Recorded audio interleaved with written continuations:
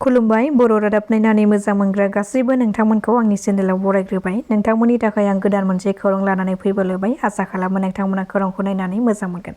फैदो दानिया खौरांखौ जोबजासिम नायलांदो। बर' सावथुन मुलुगाव फाव खालामग्रा जोंमा ब्रह्म बिथाङा रुंसारि जाबाय। सुलुंनिफ्राय मिथिनो हानाय बादिब्ला बिथाङा गोबाव समनिफ्रायनो केन्सार बेरामजों नाख्रेबजानानै दंमोन। गोबां फाहामथाय लासेयावबो बिथांनि देहाया मोजां फारसे फैयाखैमोन, जायनि जाहोनाव बिथाङा अबथिरायै जिउ खोमानो गोनां जायो।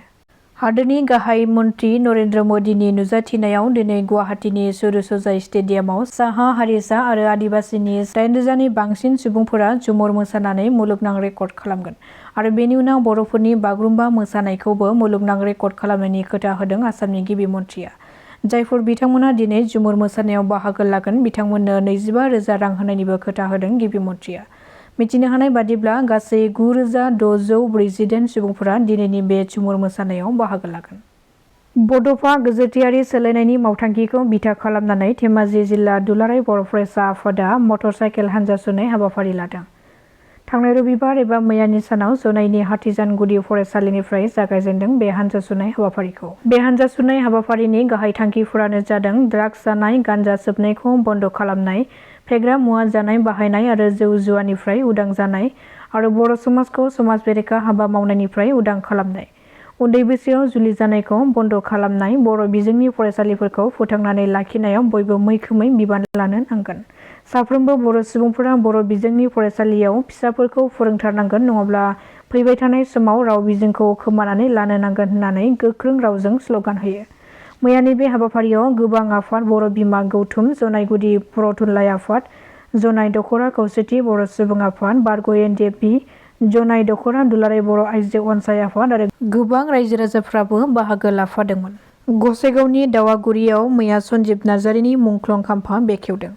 मख'नो गोनांदि मोनसे समनि एनडिएफबिनि गोख्रों दैदेनगिरि सन्जिब नार्जारिया एनडिएफबिआव थानानै आलादा रायजोनि थाखाय सोमावसारनाय समावनो भुटान रायजोआव भारत सोरखारनि अल क्लियार अपारेशनाव थांनाय 2003 मायथाइनि जुलाइ दाननि 17 खालार खालि रुंसारि जानो गोनां जादोंमोन।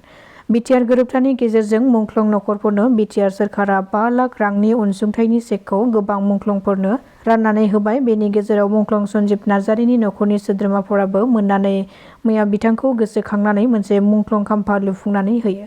बे मुंख्लं खाम्फा बेखेवनाय हाबाफारियाव एक्स एनडिएफबि वेलफेयार एस'सिएशननि गाहाय नेहाथारि दिलरन्जन नार्जारि, एक्स एनडिएफबि एस'सिएशननि फाइनेन्स सेक्रेटारि एबा गसाइगाव जिल्ला इउपिपिएल दोलोनि लोगो आफादगिरि लकनाथ नार्जारि, कक्राझार जिल्ला एक्स एनडिएफबि वेलफेयार एस'सिएशननि आफादगिरि आगस्तिन बरगयारि बिथांमोनजों लोगोसे दावागुरि गलादाङि गामिनि गोबां सानसुमैफोर आरो नखरनि सोद्रोमाफोराबो बाहागो लाफायो। जनाइनि आसाम-अरुनाचल सिमायाव थानाय रुकसिन गामियाव गिख्रंथावै अर खामदों। सुलुंनिफ्राय मिथिनो हानाय बादिब्ला रुकसिन गामिनि तामदारां मुंनि सासे सुबुंनि ओंखाम संग्रा न'निफ्राय खामजेन्दों आरो बे खामनायनिफ्रायनो अरा गुबुनावबो गोसारलांदों।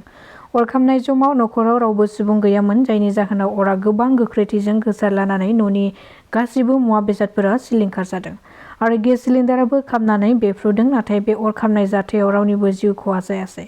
जाथायखौ खौरां मोननायनि उनाव जनाइ आरो रुकसिननि मोननै अर खोमोरग्रा हानजाया जायगायाव सहैनानै अरखौ खोमोरनो हायो। दुलाराय बर' फरायसा आफादनि आफादगिरि दिपेन बर' बिथांनि मासि लानानै दैदेननायाव बरमा फरायसालिमानि नब्लाङाव सिसि बिटिआरनि जथाइ आफादा बिटिआर ओनसोलनि सोलोंथाइनि थासारि, गोजोन खौसेथि आरो ओनसोलनि जौगाथायनि सायाव गुवारै सावरायमेल लानाय जायो। बे सावरायमेलाव बिटिआर ओनसोलाव थानाय गुबुन गुबुन राव हारिनि गासै 27 आफादफोरा जयै बाहागो लानानै सावरायलायदों। दासिमनि खौराङा एसेनोसै। नोंथांमोना खौरांखौ नायनानै मोजां मोनदोंब्ला चेनेलखौ साबस्क्राइब खालामनानै लानो हागोन। गोजोन्थों।